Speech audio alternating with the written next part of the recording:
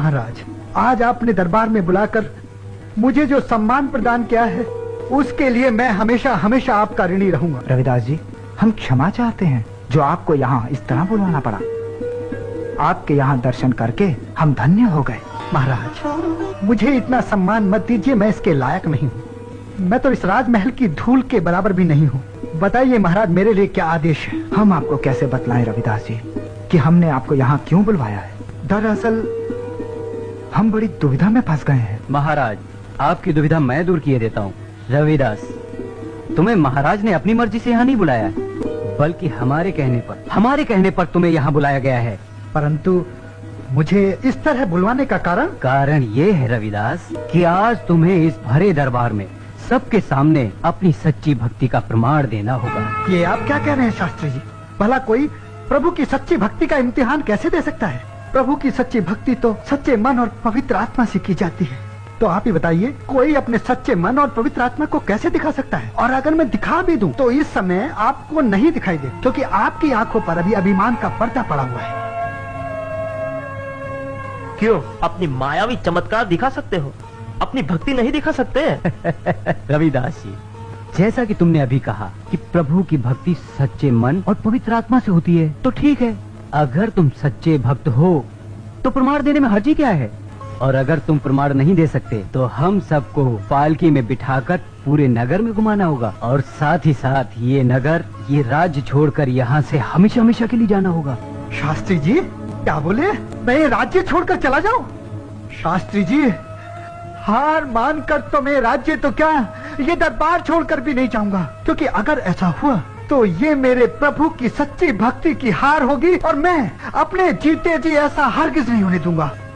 शास्त्री जी, बताइए किस तरह मेरी भक्ति का मुझे प्रमाण देना होगा? महाराज, आपसे एक निवेदन है कि प्रभु राम की एक सुंदर सी मूर्ति यहाँ किसी ऊंचे स्थान पर रखवा दी जाए, और हम दोनों अपनी भक्ति की शक्ति से उसे अपनी ओर पुकारेंगे, और जिसके पास भी वो मूर्ति चल के आ जाएगी वही कहलाएगा प्रभु राम का सच्चा भक्त। कहो रविदास, तुम्हें मंजूर है? जैसी आप लोगों की इच्छा।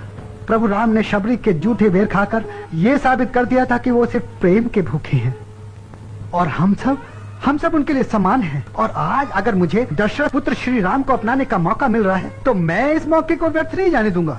शास्त्री जी, आप हर तरह से मुझसे बड़े हैं, सो पहला हक आपका बनता है। पहला प्रश्न आप लोग कीजिए। विश्वनाथ जी, ये तो सही कह रहा है, हम हर तरह से इससे बड़े हैं, इसलिए पहला हक तो हमारा ही बनता है। ठीक है विश्वनाथ जी, पहले आप कोशिश कीजिए।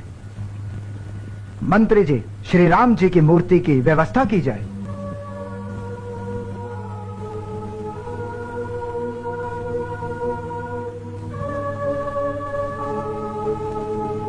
विश्वनाथ जी, अब आप लोग अपना प्रयत्न प्रारंभ करें। हे प्रभु, हमारे पास आ जाइए। आ जाइए ना प्रभु जी, हमारे पास आ जाइए। हे प्रभु, मैंने जीवन भर आपकी सेवा की, हमारी लाज बचा लो प्रभु। हे प्रभु, हमारे पास आकर बता दो कि हम ही आपके सच्चे भक्त हैं और आप हमारे श्री राम हैं। हे प्रभु, हमारे पास आकर ढोंगी और मायावी लोगों का मुंह काला कर दीजिए। हे प्रभु, एक बार आ जाइए प्रभु, आ जाइए प्रभु, एक बार आ जाइए प्रभु, आ जाइए प्रभु। हे प्रभु, आ जाओ प्रभु। हे प्रभु श्री राम, हम आपके सच्चे भक्त हैं। हे प्रभु श्री राम, आ जाइए। हे प्रभु, आ जाइए प्रभु, हम आपके सच्चे भक्त हैं प्रभु, आना ही होगा आपको। हे प्रभु, हमारी लाज बचानी होगी आपको, आ जाइए प्रभु। हे प्रभु श्री राम, आज आपको हमारी लाज बचानी होगी प्रभु, आज आपको आना ही होगा, आ जाइए प्रभु। विश्वनाथ जी, आपका प्रयत्न पूरा हो गया या अभी भी कुछ बाकी है? नहीं महाराज, हो गया। अब आप कोशिश कीजिए रविदास जी, हमें पूरी उम्मीद है कि आपकी भक्ति हमारा विश्वास कम नहीं होने देगी। महाराज, जैसी आपकी आज्ञा।